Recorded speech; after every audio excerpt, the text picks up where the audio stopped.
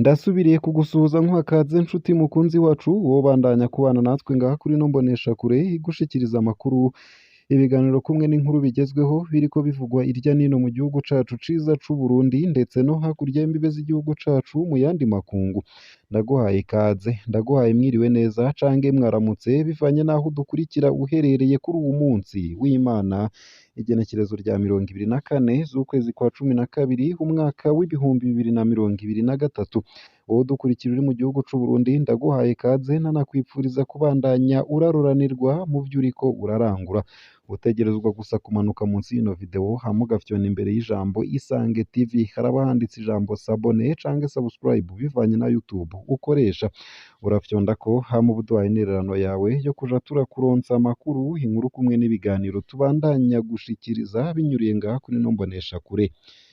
Leta y'u Burundi yashize ahabona ibitigiri biteye ubwoba vy'abantu baguye mu gitero co mu Gatumba ku munsi wa gatanu igenekerezo rya 22 z'ukwezi kw'icumi na kabiri umwaka w'ibihumbi 2023. Ku muhingamo wo kuri uwu wa gatandatu, Jerome Niyonzima umuvugizi wa leta y'u Burundi yatangaje inkuru mbi y'abantu 20 bapfiriye ivugizo muri zone Gatumba mu burengero bw'u Burundi hafi y'urubibe rwa Repubulika Iharanira Demokarasi ya Kongo. Ubwicanyi bwabaye ku mugoroba wo kuri uwu wa gatanu w'ino ndwi turiko turasozera. Muri iryo tangazo Jerome Niyonzima havuga abantu bishwe bunyamaswa mu ngo 9 zagizweko igitero. Umurwi witwaje ibigwanisho w'abarundi ucumbitse muri Sud Kivu Red Tabara wemanze ico gitero ugahakana ariko ko utateye abasivile ariko ko wishe abasirikare 9 n'umupolisi umwe. Kubw'intahe zegeranijwe na SOS Media Burundi, ico gitero cabaye hafi isaha 2 z'ijoro caranzwe n'inkoho zituragurika ari navyo vyavyuye abanyagihugu. Ababa muri ico gice bababaye basavye ko haba abasirikare baza gufasha gucungera ako karere, bakavuga ko bababajwe nuko batabawe harengeranye. Umunyagihugu yakomerekejwe ku maguru abiri haragaragaza umubabaro. Twibaza ko hari abasirikare b'u Burundi kuko bari bambaye umwambaro wa gisirikare c'u Burundi. Twamenye ko hari abagwanyi bamaze gutera ikirindiro c'igipolisi kiri ku rubibe. Abenshi ngaha bakomeretse bariko baragerageza guhunga. Leta y'u Burundi yatangaje urupfu rw'abana 12 mu bishwe harimwo 5 badashikana imyaka 5 hamwe n'abakenyezi 3 harimwo 2 bari bibungenze. Abo bategetsi bakaba bavuga ko iyo zone idatekanye, bakemeza ivyashikirijwe na Red Tabara yemeza ico gitero. Kubw'isoko mu bijanye n'umutekano ridashima kwivuga, ico gitero coba cahitanye abantu 27 harimwo abasivile 20, abapolisi 4 n'abasirikare 3 bari bajejwe gucungera imbibe. Ibigwanisho vy'inzego z'umutekano vyoba vyarasahuwe. Abantu 16 boba barakomeretse harimwo abasirikare 3 n'abapolisi 2, bakaba barajanywe kuvurirwa mu mavuriro atandukanye i Bujumbura mu gisagara c'ubudandaji. Nubwo biruko ariko abategetsi b'u Burundi bemera umupolisi umwe yishwe. Umukuru w'igihugu c'u Burundi Evariste Ndayishimiye yari yagabishije ku munsi w'igitero ingabo z'igihugu ko zoguma zirikanuye, akamenyesha ko umwanzi hatigera goheka nubwo dufise amahoro. Red Tabara witwa umurwi w'iterabwoba n'abategetsi b'u Burundi ariko uragwanywa n'igisirikare c'u Burundi muri Sud Kivu kuva muri Myandagaro 2022 ku mwumvikano w'u Burundi na Repubulika Iharanira Demokarasi ya Kongo. Ico gitero co mu Gatumba ni igitero gihitanye abantu benshi kuva umukuru w'igihugu Neva hagiye ku butegetsi gihutihuti muri Ruheshi 2020.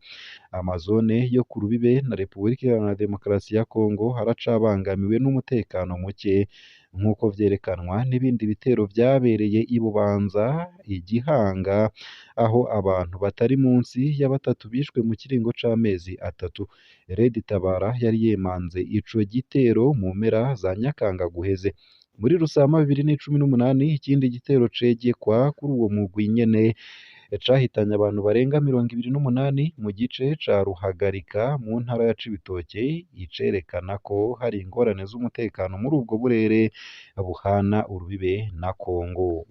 Nayo mu yandi makuru kandi womenya ko Ekereziya Gatolika yo mu Burundi nayone imenyesha ko itashobora guhezagira aba bana basangiye ibitsina. Inyuma yaho ishengero Gatolika yo mu bihugu bitandukanye vyo muri Afurika hamwe n'ahandi ritanguriye kwiyamiriza ibiheruka gushikirizwa n'umwungere wayo kw'isi ariwe Papa Francisco, aho asaba ko abasaseridoti boza barahezagira aba bana basangiye ibitsina.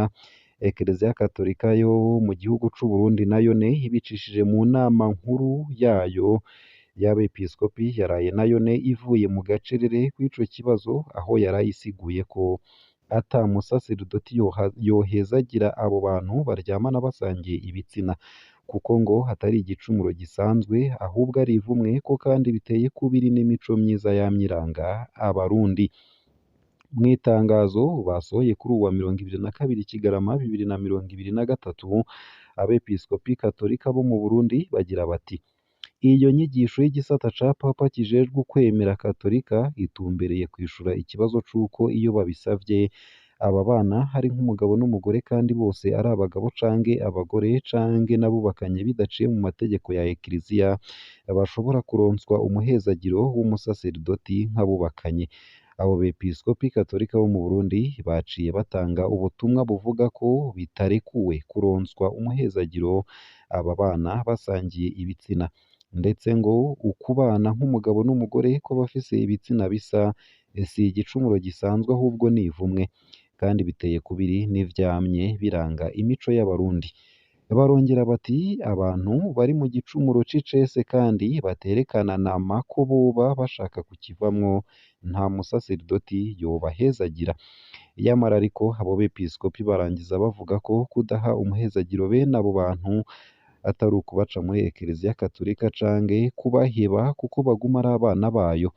Turategerejwe kubandanya kubitwararika kugira ngo bagume biyumva mu muryango kandi bashobore no kwigarura. Niko itangazo ry'iyo nama y'abepiskopi Gatolika bo mu Burundi ribandanya rivuga. Tubamenyeshe ko idini rya Gatolika ryo mu bihugu vy'u Rwanda, Zambia, Kenya, Malawi biyamirije urwandiko rwasohowe na Papa Francisco rutanga uruhusha ku basaseridoti guhezagira aba bana bahuje ibitsina. Abepiskopi Gatolika bo mw'ivyo bihugu bakaba basiguye ko ivyo biciye kubiri n'amategeko canke amabwiriza y'Imana, hamwe rero n'umuco mwiza wamye uranga ibihugu vyabo. Nayo mu yandi makuru kandi ntunyemerere ngushikirize ino nkuru iriko iravugwa hanze y'imbibe z'igihugu c'u Burundi muri Repubulika Iharanira Demokarasi ya Kongo, aho ingabo za EAC zavuyeyo zose zidashikirije SADC ibice zahora zigenzura.